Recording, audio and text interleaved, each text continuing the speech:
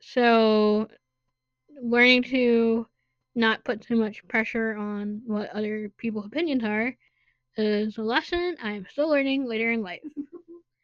True. It's still hard. But also think that if you want to do something, regardless of your shortcomings or the hand you're dealt in life, you will find a way around it. When I was baking, I self-taught myself how to bake both American and French desserts. And when it also comes to deviation, I taught myself how to read tarot and brought myself a debt so I could do readings. You're writing. Yeah, that's a love hate relationship right there. I feel like I have periods where I have imposter syndrome and I doubt myself and I think my writing is crap and I write anyway. And then I have periods where I just get tongue tied there. I recently had a writing drought, we'll call it, where I didn't write anything for a really long time. It was like 6 months. I would edit stuff and I would like write down notes and ideas. And I would have thoughts in my head, I just couldn't get it on paper. At least it's short in mind. Oh, hold on. I think that was your mic. But your dry spell was short in mine. Mine was 3 years. I didn't write any of it. I didn't write any fan bits, I didn't write any poems, I didn't work any novels. So I get it. Sometimes it's hard to break your dry spells. No back to writing.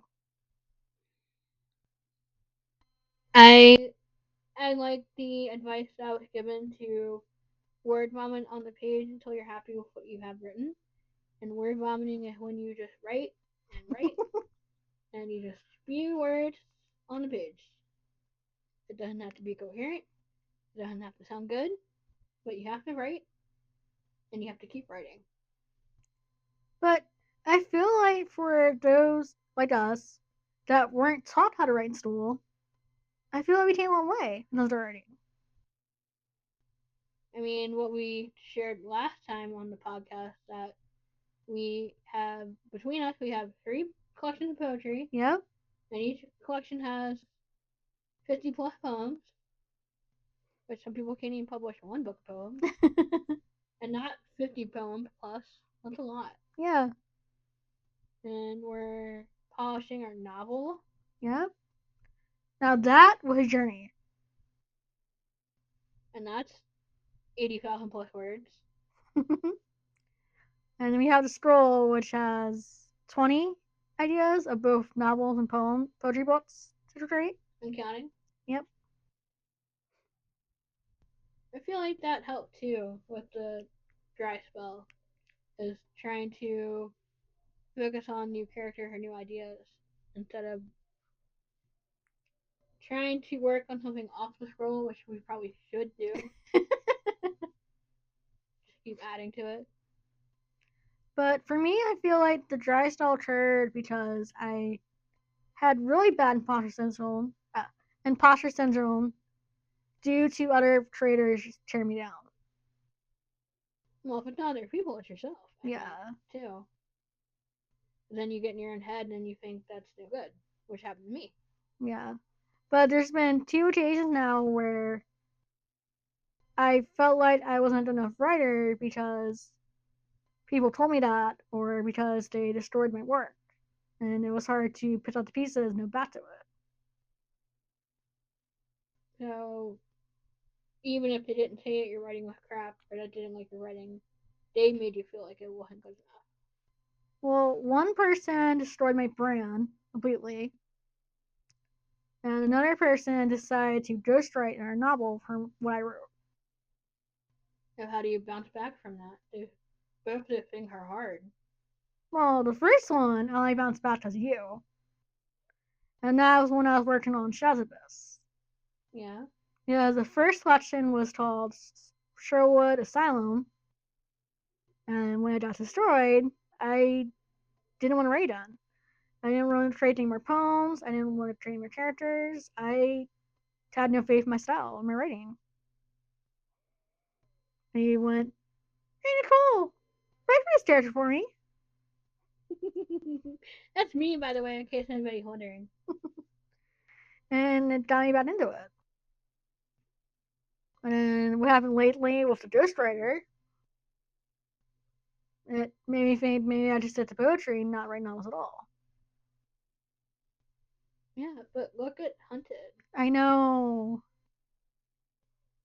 When we get all the edits done, you're gonna have a book that we're proud of. True. And we have 2 other books in that series to finish. Yep, book 2 is halfway done, and I have an idea for book 3 when we get there. Blink, blink, blink, blink. What? Question mark? I think the series that I want to write, because it's the very first novel I wrote solo, I just need to figure out how to outline it. I feel like outlining a series is much harder than outlining a book. Or a trilogy. Yes. Because my very first novel was called Mod Angel. It had 60 characters and was 15,000 words. It was only a quarter way done. Are you trying to write a graphic series? I don't know what I was trying to write originally, but when I was only a quarter way through and I saw how many words it was, I'm like, okay, this is a novel. Yeah, I think for me, there's 2 or 3 different things that I've tried to write and I've rewritten it several times and I wasn't happy with it. But then seeing Hunted and Miss Finished kind of was like a lit a fire. Yeah, I get that. It was like, look, you and Nikki wrote a whole freaking novel from start to finish, and it's not just like a short story novella, it's a novel, it's 80,000 words. That's a lot. And we wrote this novel 4 times. Right. So I think my issue with the, I'm going to call it the Academy Project, because I don't like the title, but it's okay. That's not what tripped me up. It was the opening. Aww. I tried writing the opening for it like 5 times. And I have stuff on my phone. I think I'm happy with it. Yay! But that's again thinking that I exuberate.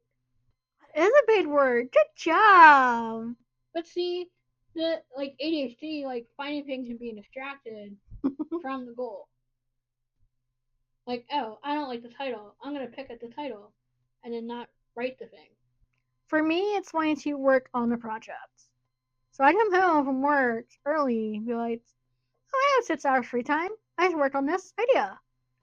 Instead, oh, look, here's someone playing a daylight. Here's YouTube. Here's a fanfic I want to read. Oh, look, it's 10 o'clock, time for bed. Yeah, that's called procrastination.